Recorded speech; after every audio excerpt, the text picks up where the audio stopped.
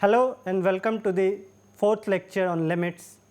So, in the last lecture we discussed about infinite limits and then we looked at some of the properties of limits with respect to sum of functions, and then we started with the product of functions. So, let me continue with that.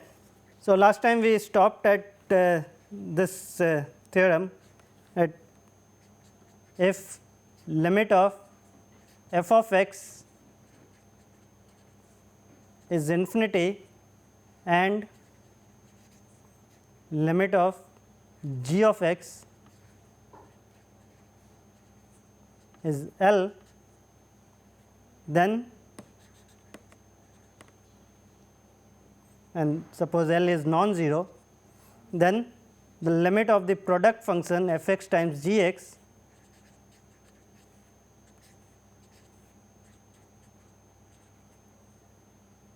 this is equal to infinity if L is positive and this is negative infinity if L is negative.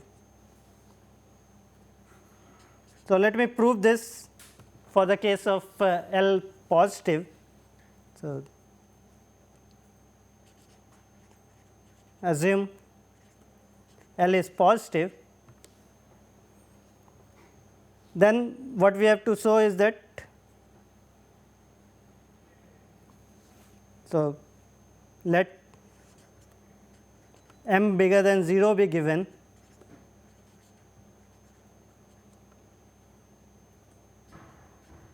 we need to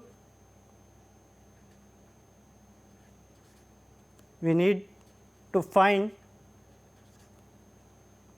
delta positive such that mod x minus a less than delta x not equal to a. This should imply f x times g x is greater than m, right. So, first of all what we know is that since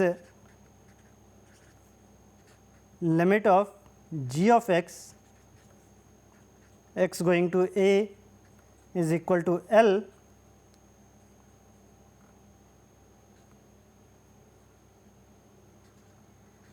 by taking and L is positive. So, by taking epsilon equal to say L by 2, which is also positive, we can find a delta, let me write delta 1 positive such that mod x minus a less than delta 1 greater than 0. This implies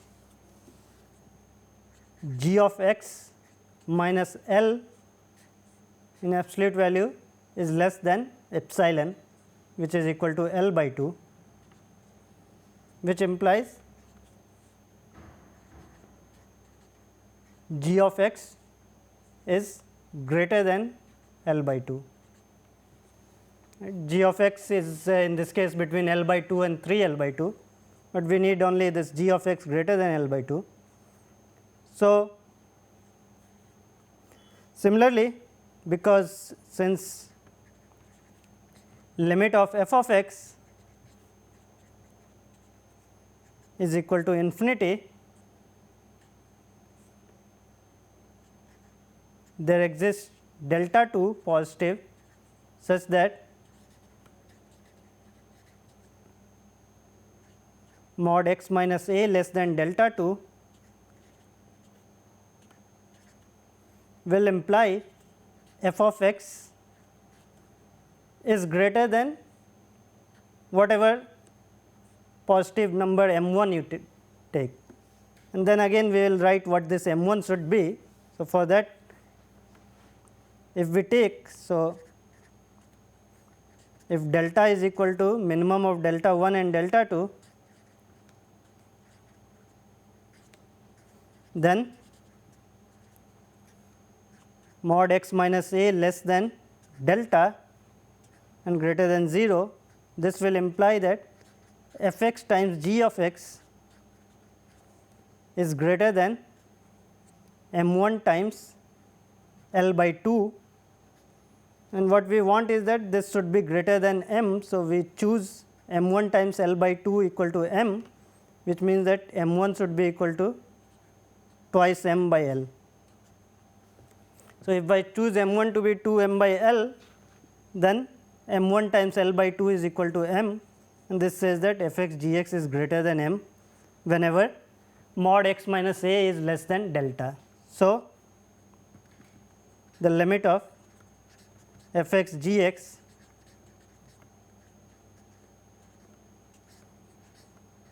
is equal to infinity. Similarly,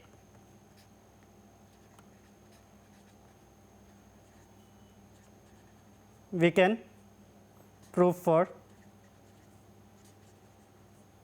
L less than 0. So, let me skip that part.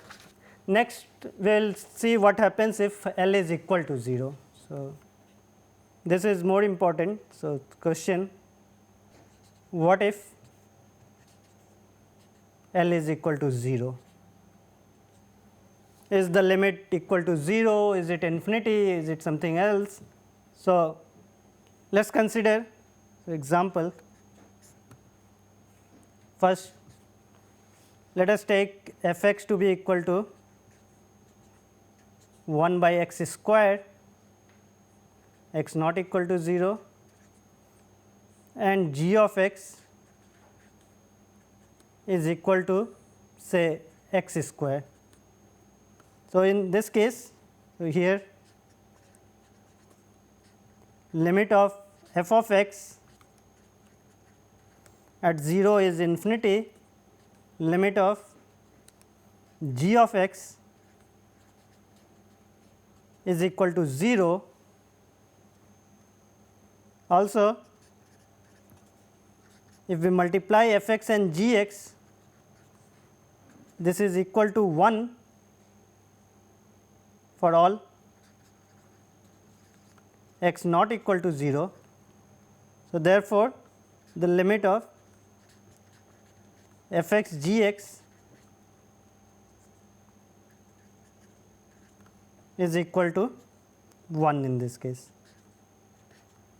So, here we see an example where the limit of f x is infinity, limit of g x is 0, and limit of the product is 1.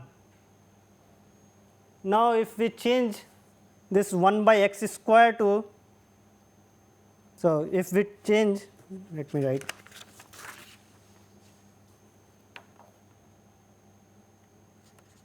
so by changing g of x to any constant times x square, we see that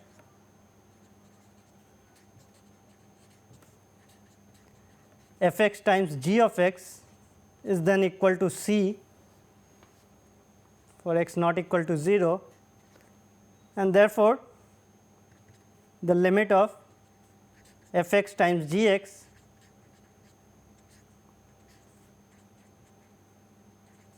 is equal to the constant c. So, we see that for the product, if one is going to infinity and the other one is going to 0, the limit can be made to be any real number that we want. Again, let us see if we can make it to be infinity. Can we make it? Next example, we take again f x to be equal to 1 by x square, and g of x to be equal to x. So, here again limit of f of x is infinity, limit of g of x is 0, but f x times g x will be equal to 1 by x, for x not equal to 0, and then we see that. So, if we calculate the left hand limit of f x times g x, this is equal to negative infinity, and right hand limit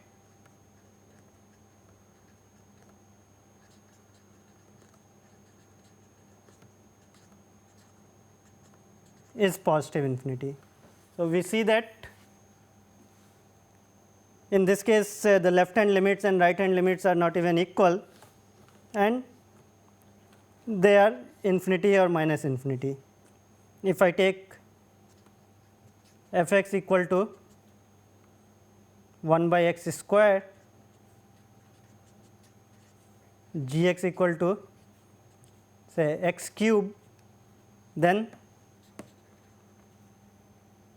the limit of f x times g x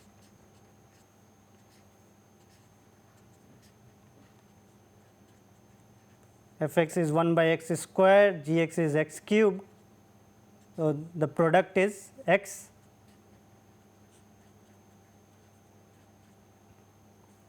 and this limit is 0. So, the limit of infinity times 0, it can be 0, it can be infinity, it can be minus infinity, it can be any real number. So, this is again an indeterminate form. Conclusion: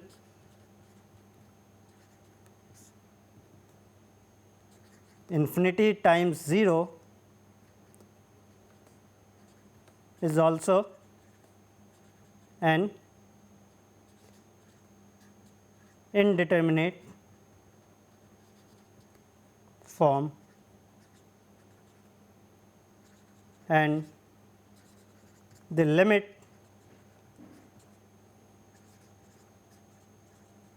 depends on the problem.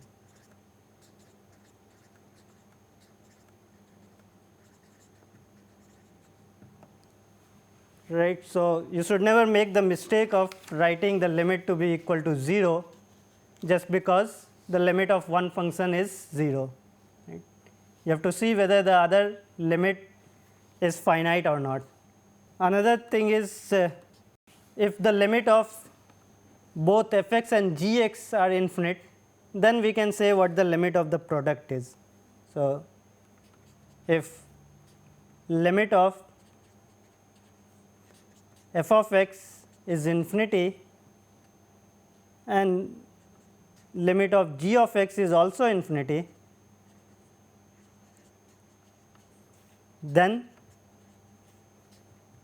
limit of the product is infinity, and the other one is if one of the limit is infinity and the other is negative infinity, if limit of f of x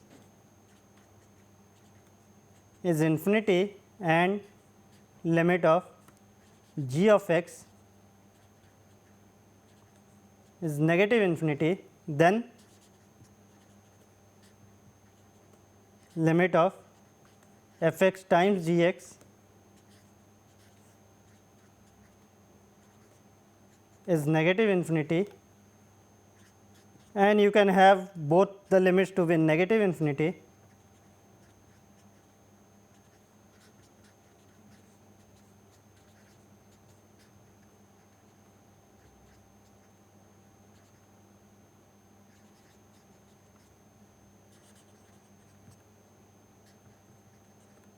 Then again the product is, the product has limit to be equal to positive infinity. This is because product of two negative number gives a positive number. Right.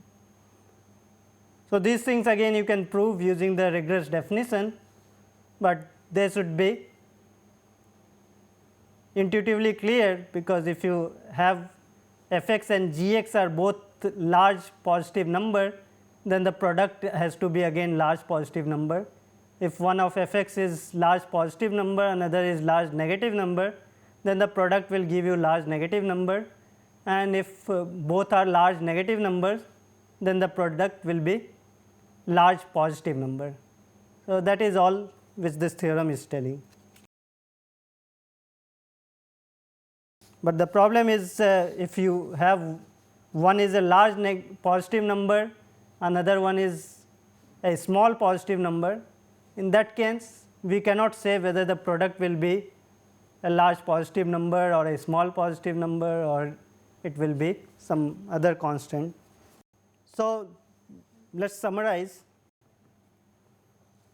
So, we will write the limit forms. So, if we have infinity, one limit is infinity, another is some constant, then this is always equal to infinity. We have minus infinity plus any constant, then that is equal to minus infinity. Note that these are just notation to say that if the limit of one function is infinity, another is a constant c, then this sum is infinity. Similarly, the limit of one function is negative infinity, limit of another function is a constant, then the limit has to be negative infinity. Infinity plus infinity, this gives infinity, minus infinity, then minus infinity, that will give you minus infinity, and if I have infinity times infinity, this is equal to infinity, infinity times minus infinity is minus infinity, minus infinity times minus infinity is equal to infinity. So, in these cases the limits are determinate, these are given to be equal to this. Also some indeterminate forms.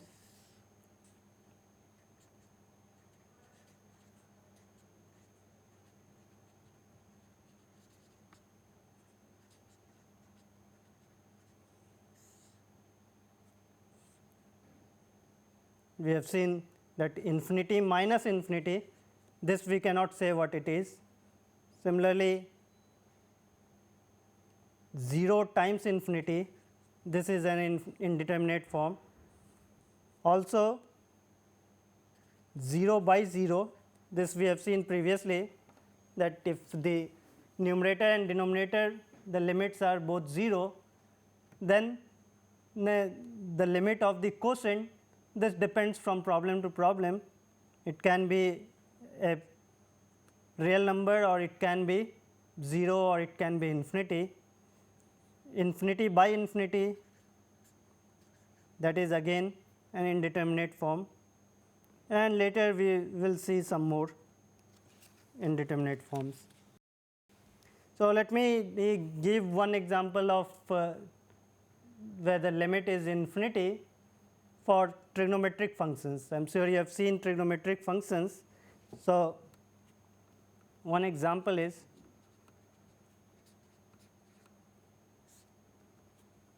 what can we say, limit of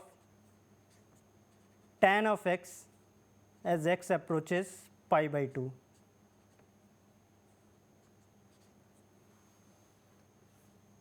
So, what we know is that we know that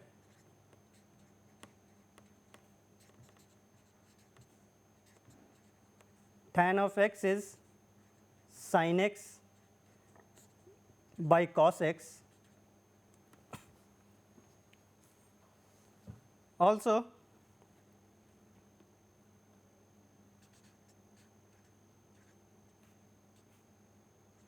sin of pi by 2 is equal to 1, and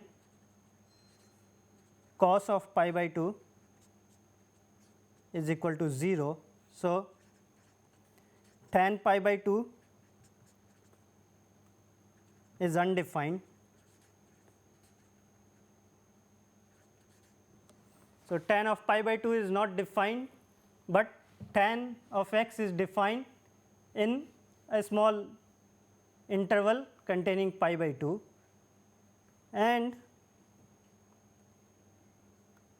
so if we see this, another thing we know is that also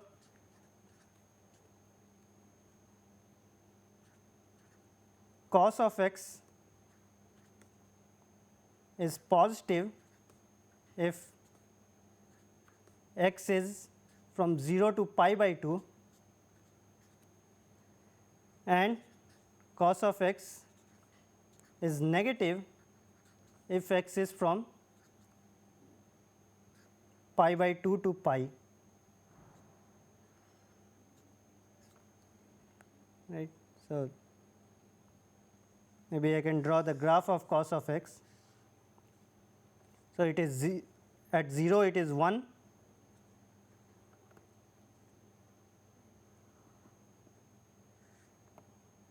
so cos of x, the graph looks like this. You have 0, pi by 2, and then this is pi. So, cos of x, cos of pi by 2 is 0, and it is positive when you are in the interval from 0 to pi by 2. It is negative when you are from pi by 2 to pi. In fact, till 3 pi by 2 it is negative. So therefore, the limit of 1 by cos x as x goes to pi by 2 from the left hand limit of 1 by cos x, this will be equal to positive infinity, and the right hand limit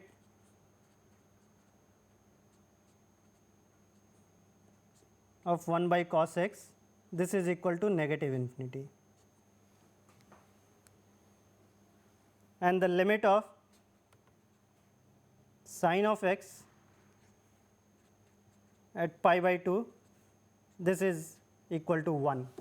So, by the product rule we know that, so therefore, the left hand limit of tan of x, this is equal to infinity, and the right hand limit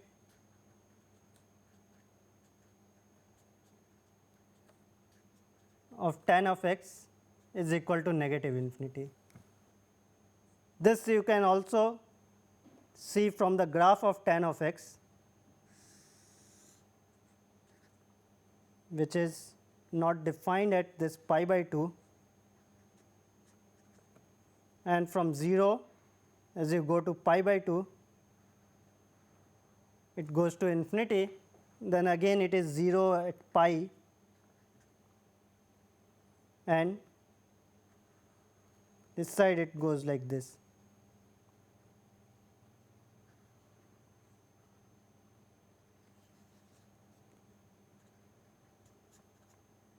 Right. So, at pi by 2, if you approach pi by 2 from the left, then tan of x becomes a larger and larger positive real number. So, tan x goes to infinity as x goes to pi by 2 from the left, whereas if you approach pi by 2 from the right, then tan of x becomes larger and larger negative number. So, the limit of tan x, the right hand limit of tan x at pi by 2 is equal to negative infinity. Similarly, you can write for cot of x, cotangent x, secant x, and cosecant x.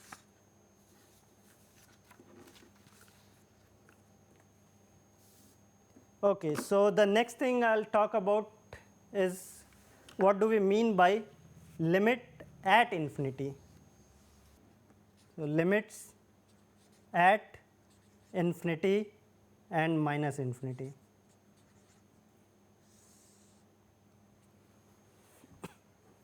So, suppose f of x is a function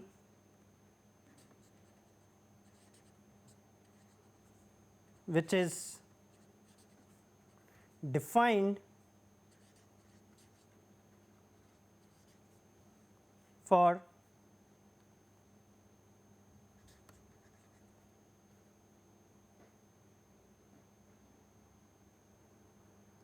for x greater than m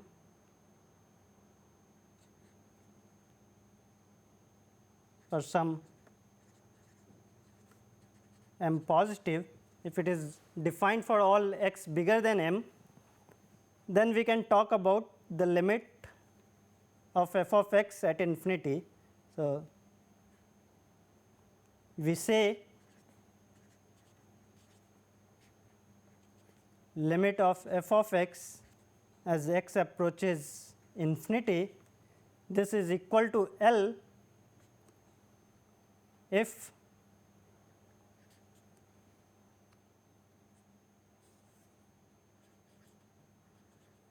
given any epsilon positive, there exists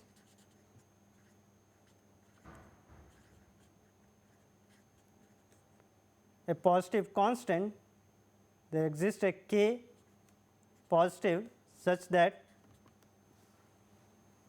mod of f x minus L, this is less than epsilon whenever x is bigger than k. Right. So, limit at infinity just means that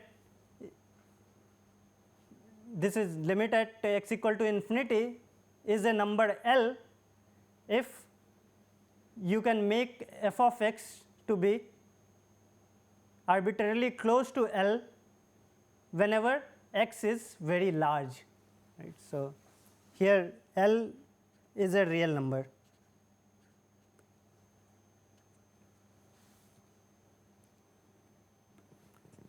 So, similarly,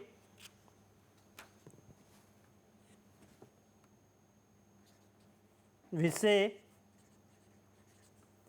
limit of f of x as x approaches negative infinity is equal to L, a real number, if given epsilon bigger than 0, there exists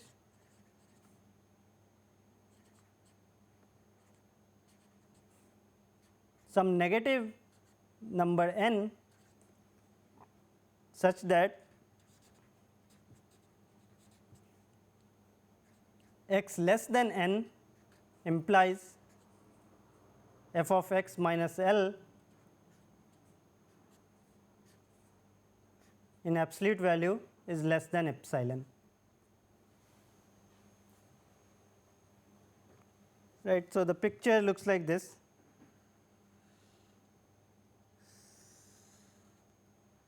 Suppose we have some L here,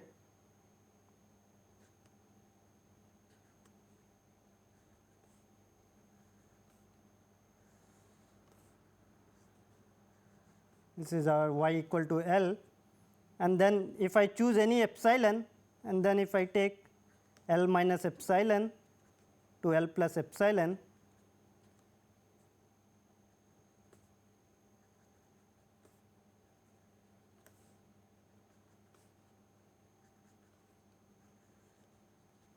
and we would say that the limit of f of x at infinity is equal to L provided there exists some k here such that whenever x is bigger than k, f of x should be between L minus epsilon to L plus epsilon. So, this is k, and the function, it can be something like this.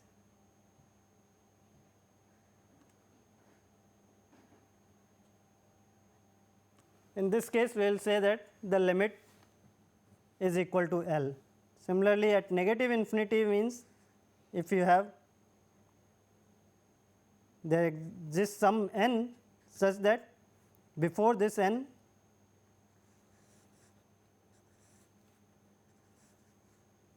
the function has to approach this L as,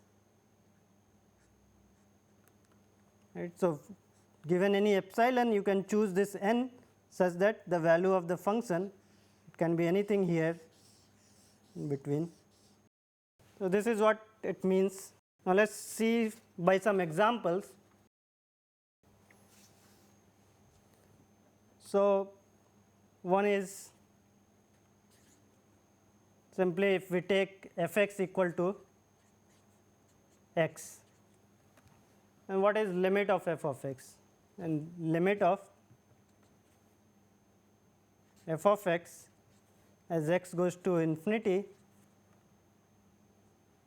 Let me not write this. So, let me take f of x equal to 1 by x. So, what is the limit of f of x as x goes to infinity? Claim. So, what happens if you take f x equal to 1 by x, then if you take x to be a larger and larger positive real number, then 1 by x will become smaller and smaller, right. So, that means that if you take any positive, however small positive real number, you can make 1 by x to be smaller than that. So, this limit of f of x should be equal to 0. Let us try to prove it rigorously. So, to prove this, what we have to show is that given any epsilon, so let epsilon bigger than 0 be given, then we have to find a k such that if x is bigger than k, then f of x is less than epsilon. So, if we take k to be equal to 1 by epsilon, then x bigger than k equal to 1 by epsilon, this implies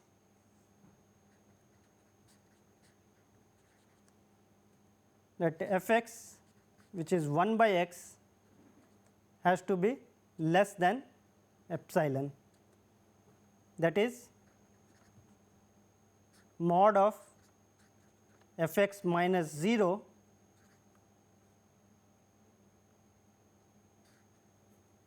So, f of x is equal to 1 by x and minus 0, that is equal to 1 by x, and because we are taking x to be bigger than a positive number k.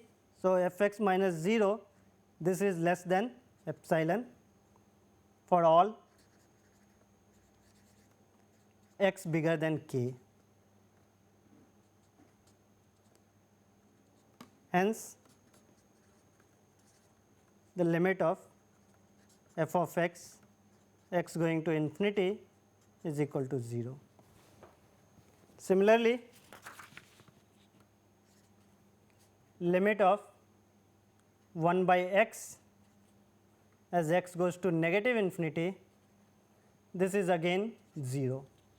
Note that if x is a negative real number, then 1 by x is always negative, but then it becomes a smaller and smaller negative. So, it becomes a negative real number, but very close to 0. So, this is also true. Now, let us combine these two things. So, combining the definitions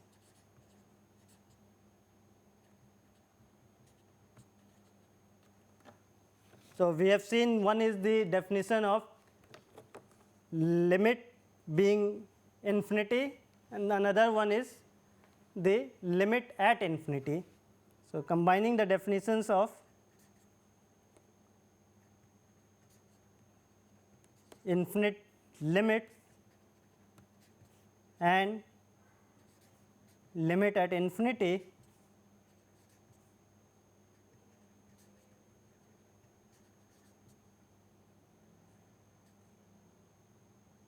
we can define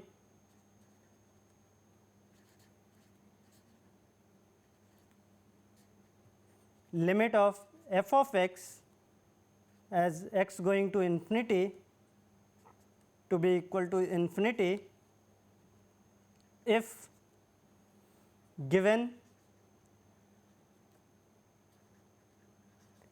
any m bigger than 0, there exists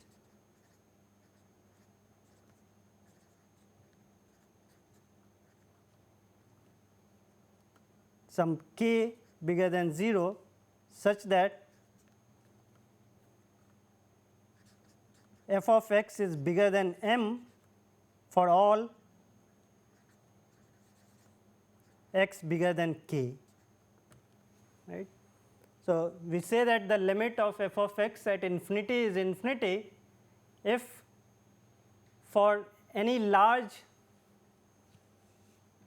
value of x, the value of f of x is large.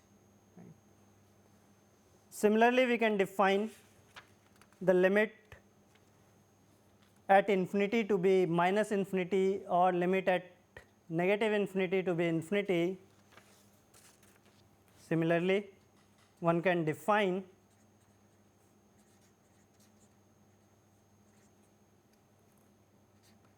limit f x, x going to infinity equal to minus infinity, and limit x going to negative infinity of f x equal to infinity, and limit x going to negative infinity of f x equal to negative infinity. So, example,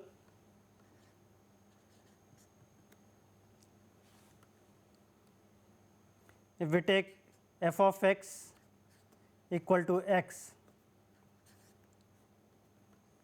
and limit of f of x as x goes to infinity, this is equal to infinity, limit of f of x as x goes to negative infinity, this is equal to negative infinity, right, because we have f x equal to x. So, if x is large positive number, then f x is also a large positive number, and if x is a large negative number, then f of x is large negative number. If we take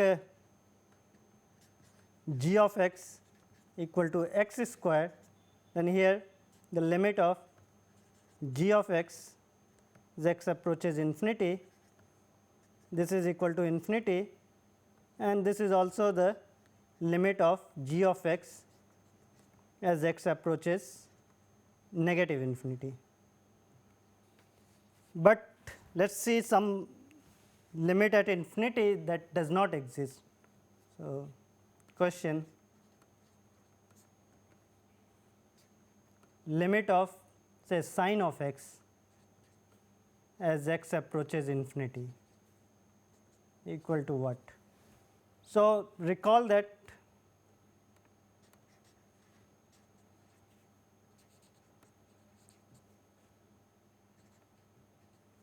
sine of x is a periodic function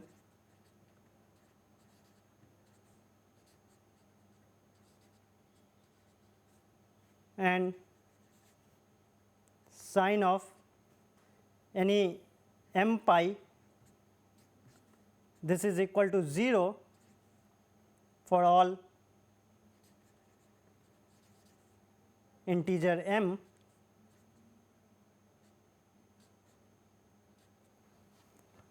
and sine of, if we take any 2m pi plus pi by 2,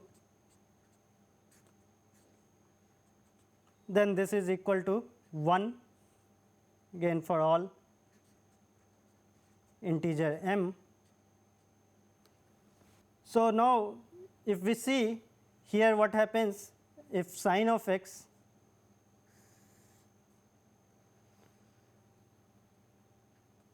to determine the limit of sine of x, what we have to see is that what happens to this function as x becomes larger and larger. But what we see is that this function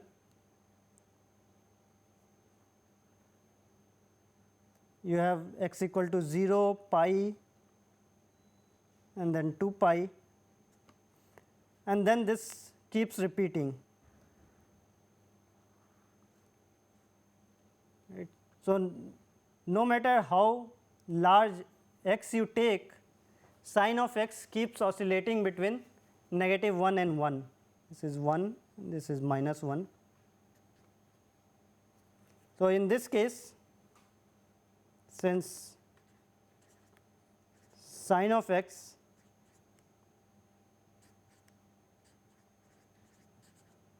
keeps oscillating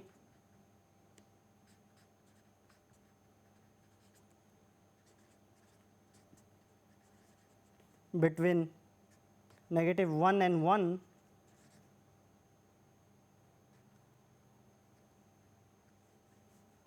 in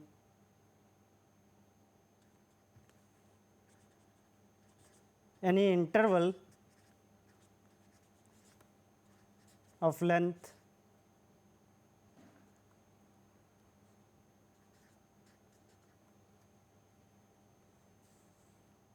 two pi, we see that the limit of sin of x as x approaching infinity, this does not exist.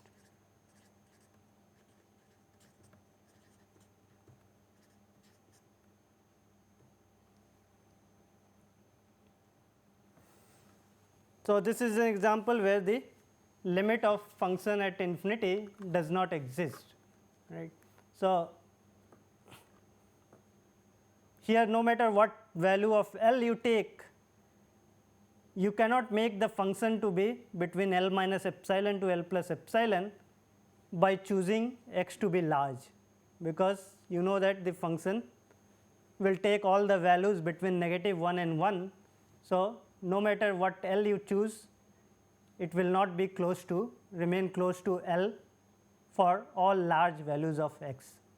So, that is why the limit of sin of x does not exist. Similarly, the limit of cos of x as x approaches infinity, that also does not exist.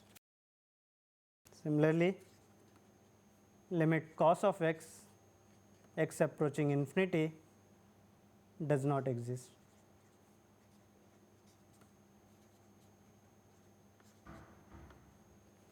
Again, some properties.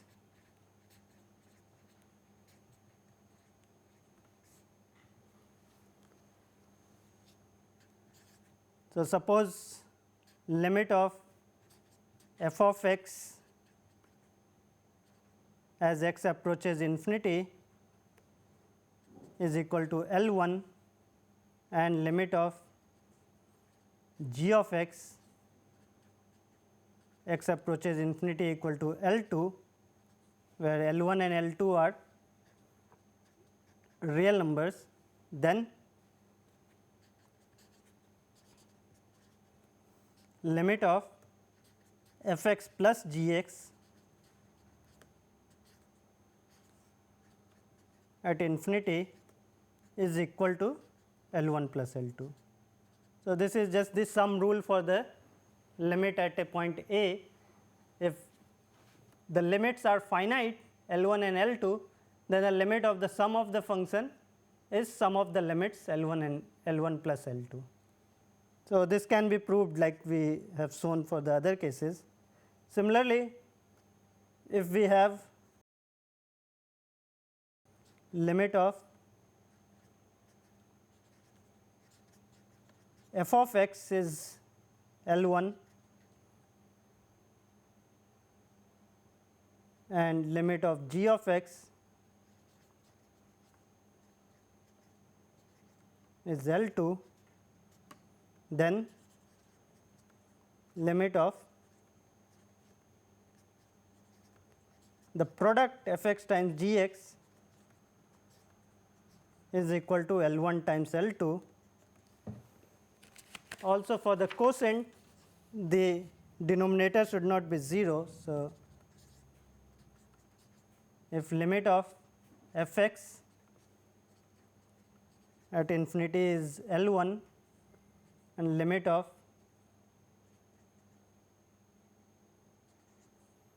g of x is equal to L2, where L1 is any real number and L2 is a non-zero real number. L2 is in R, L2 not equal to 0, then the limit of f x by g x is equal to L1 by L2. Right. So, here L1 can be 0, but L2 has to be non-zero for this conclusion. Now, if the limit L2 is 0, then we get indeterminate form. So, for example, let me do one example. So, f x equal to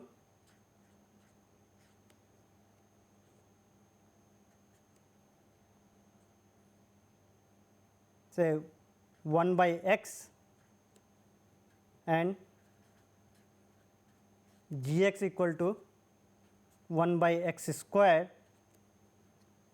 So, here limit of x going to infinity of f x is 0, limit of g of x at infinity, that is also 0. What about limit of f x by g x? F x by g x is equal to 1 by x divided by 1 by x square. So, this is equal to x, and therefore,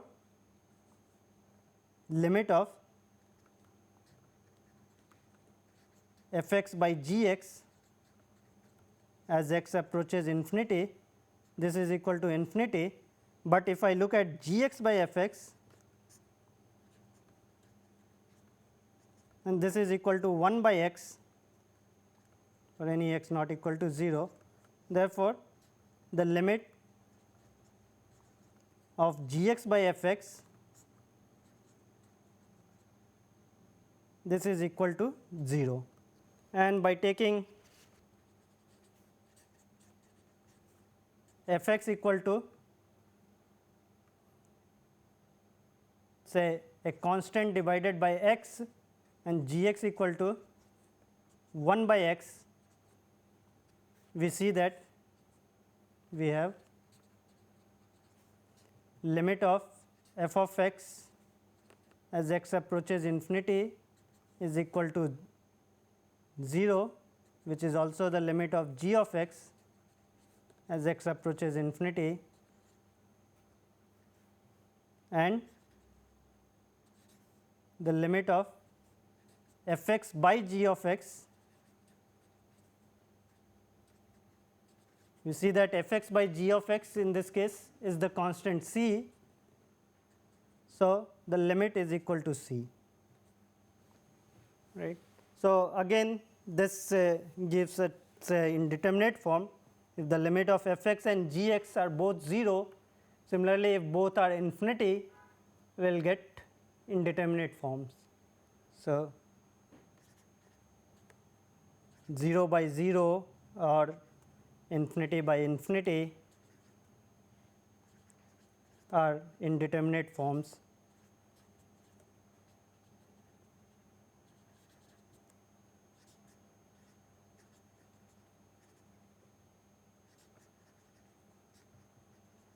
For limits at infinity as well. Similarly, if we have limit of f of x is infinity and limit of g of x is negative infinity, then we cannot say in general what is the limit of f x minus g x. So, infinity minus infinity, this is also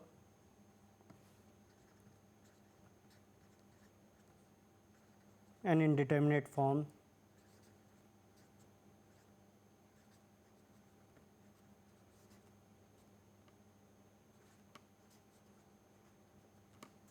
also 0 times infinity.